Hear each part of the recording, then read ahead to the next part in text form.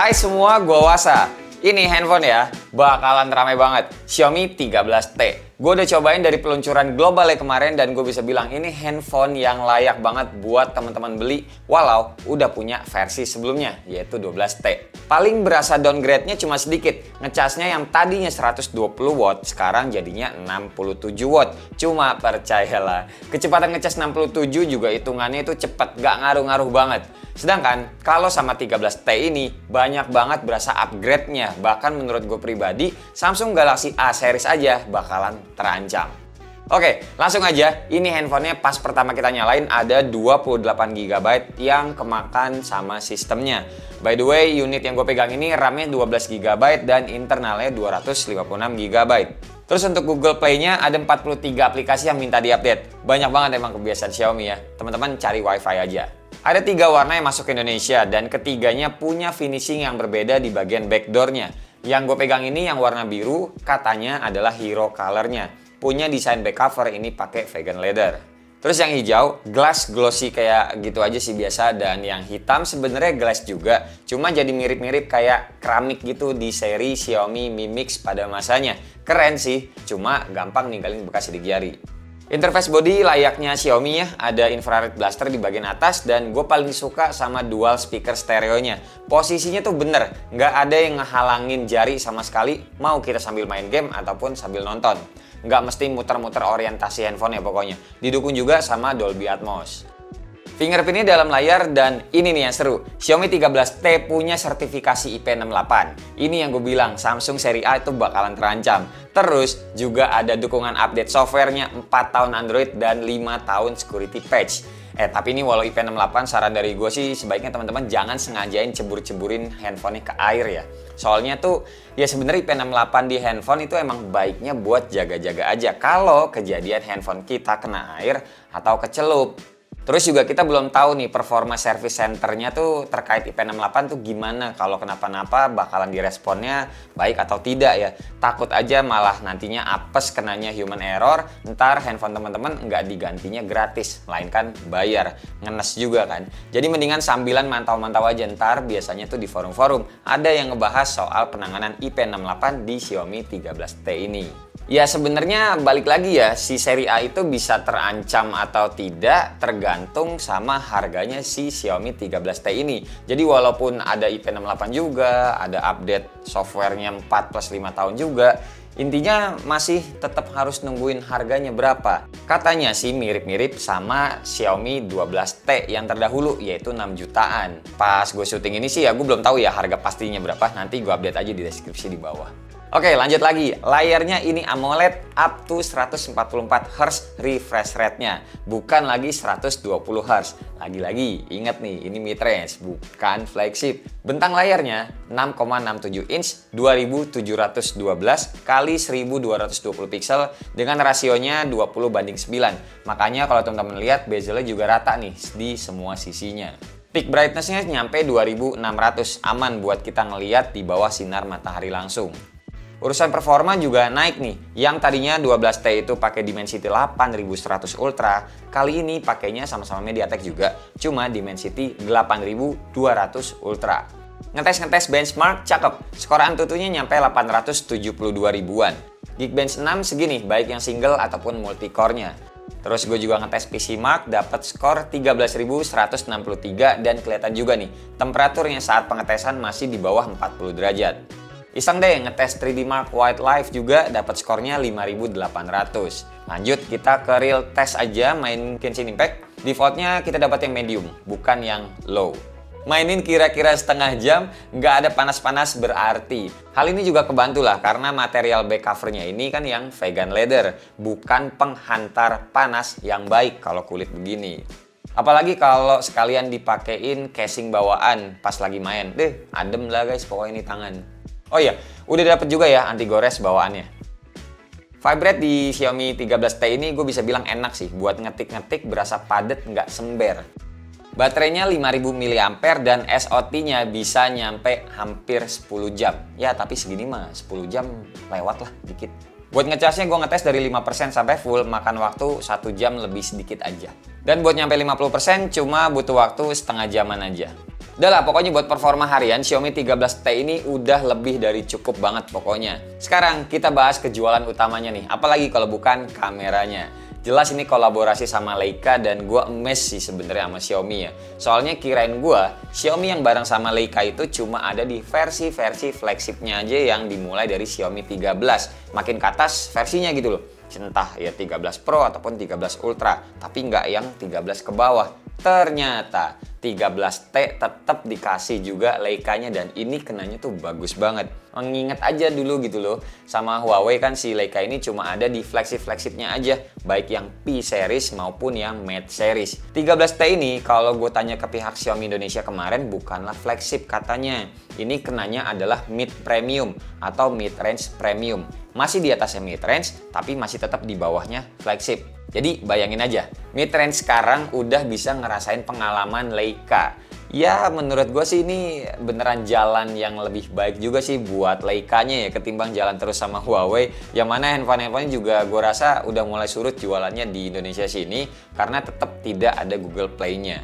Lensa utamanya 50 megapiksel ditemenin sama dua lensa lagi, 50 megapiksel telefoto 2 kali optical zoom dan 12 megapiksel lensa ultrawide.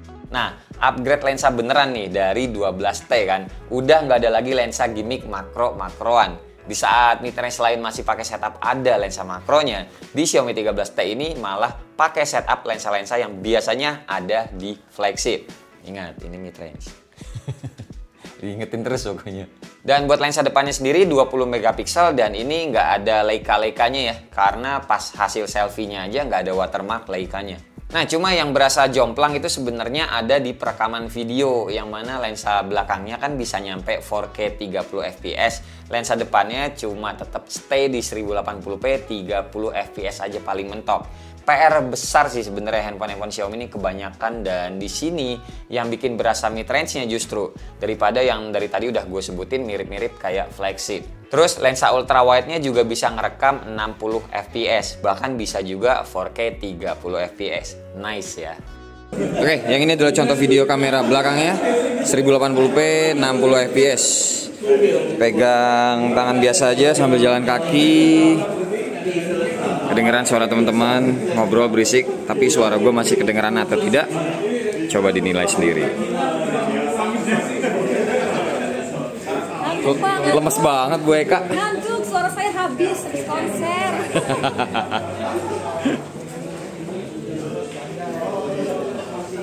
Dari previewnya stabilnya sepertinya sih bagus. Ini handphonenya nih. Tuh.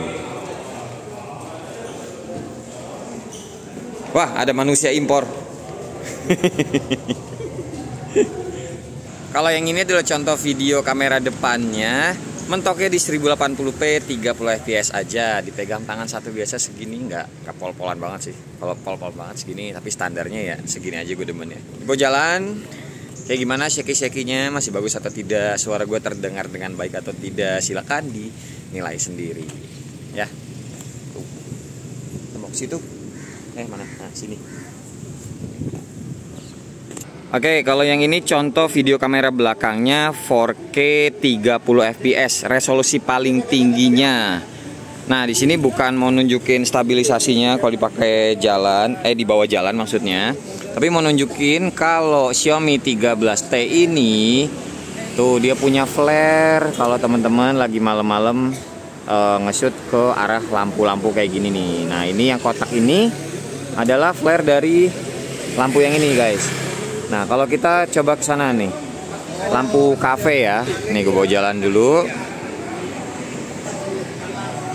Tuh agak banyak lampunya. Tuh teman-teman bisa ngeliat nggak? Flare-nya juga agak lumayan banyak. Cuma emang tidak sebanyak Apple ya, tidak sebanyak iPhone, tidak sejelas iPhone lebih tepatnya. Cuma ya ini ada. Kalau teman-teman ngarahin langsung ke arah lampu atau cahaya yang terik banget tuh dia ada ya flare-nya. Nah, tapi kalau teman-teman nggak ke arah lampu kan nggak mungkin juga dong nge-shoot lampu, ngapain gitu ya. Jadi ya paling nge-shoot teman-teman yang lagi ada nongkrong di sana. Atau nih tuh teman-teman yang lagi nongkrong di sini di parkiran, nggak kelihatan flare-nya, nggak ada. Gitu. Jadi cuma mau nunjukin doang flare-nya itu ada, cuma emang minim. coating lensanya ini lebih benar ketimbang Apple, ketimbang iPhone. Tapi ya tetap ada kalau ditembakin banget ke cahaya. Tuh nih ya, nih. Oke, lanjut. Xiaomi 13T untuk yang mode Leica-nya ini ngebawa dua style atau tone yang berbeda. Saat pertama kali kita ngaktifin, kita tuh dikasih pilihan mau Leica Authentic atau Leica Vibrant. Bedanya, yang otentik itu kalau menurut mata gue sih lebih mirip-mirip kayak Leica banget, dengan warna khasnya tuh yang natural, saturasinya naik sedikit, dan juga sedikit tambahan efek vignette gitu di sekeliling frame-nya, di sekeliling kotaknya gitu pokoknya. Sedangkan kalau yang Vibrant itu kayak lebih cerah aja ngelihat warna-warnanya, kayak brightness-nya dinaikin. Buat watermarknya ada dua style, ada yang modelan biasa-biasa aja yang tulisan gitu dengan fontnya khas Leica, dan ada juga yang tambahan bar putih di bawah dengan logo Leica dan keterangan-keterangan lainnya.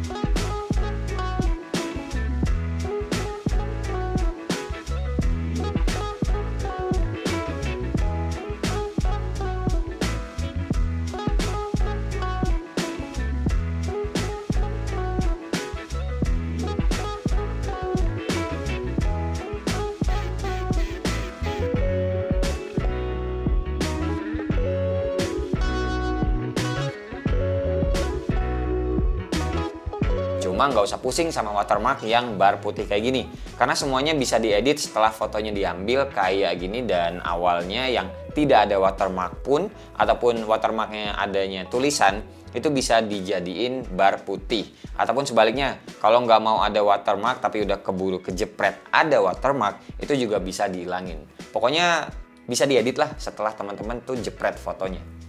Terus di mode Pro juga ada settingan kostumisasi photographic style. Nah, di mode ini teman-teman tuh bisa ngeset tone, tonality, atau ini yang kayak temperatur gitu sih, sama teksturnya sesuai selera. Dan settingan ini akan stay terus di mode Pro, ditandain sama dot merah di sebelah sini. Terus buat settingan Pro lainnya juga ada standar sih, kayak white balance dari 2000 sampai 8000, auto ataupun manual fokus, shutter speed dari 1/8000 sampai 30 detik, dan ISO dari 50 sampai 12800. Terakhir buat filter-filter juga ada banyak pilihannya, termasuk filter black and white yang terkenalnya dari Leica. Lanjut buat lensa depannya, di menu video ini gue suka karena ada fitur teleprompter. Bisa jadi ngebantu banget buat teman-teman konten kreator yang suka bikin IG story ataupun bikin TikTok gitu ya, ataupun hal lainnya yang membutuhkan sebuah skrip. Kesimpulan dari gue, ini Xiaomi 13T bukan sembarang T kali ini. Buat teman-teman yang biasanya suka nahan satu generasi tipe handphone terbaru, nggak ikutan beli di versi terbarunya. Nah, hal ini lumayan nggak berlaku kayaknya di seri ini guys. Soalnya balik lagi ya, upgrade itu bisa dibilang banyak. Jadi kalau sekarang teman-teman mungkin ada yang lagi pakai Xiaomi 12T, mau ganti ke 13T dan ada rezekinya, wes monggo, gue dukung. Karena emang handphonenya bagus. Apalagi kalau misalnya teman-teman belum pakai 12T, mungkin pakai yang versi-versi sebelumnya, naik aja langsung ke 13T ini. Serius, bagus guys. Oke, yaudah paling segini aja dulu video reviewnya. Terima kasih banget buat teman-teman yang udah nonton dari awal sampai akhir, dan sampai ketemu di video selanjutnya. Bye-bye. Cheers.